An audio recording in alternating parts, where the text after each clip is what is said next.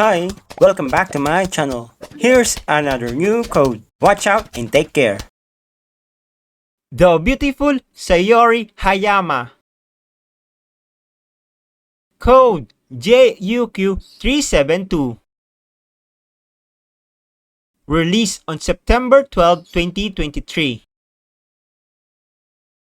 And it has 120 minutes watch time. The story is about female secretary and the company business partner. The girl was married. One day, the girl went to a business trip alongside with her supervisor. Apparently, the girl was assigned to negotiate about the contract. However, in order for the guy to sign the contract, the guy had a condition. The guy wants the girl to do playtime with him. So later that night, they went to a room. They spent quality time together and the wonderful story begun. Make sure to subscribe and like and turn on notification for new codes. Thank you for watching.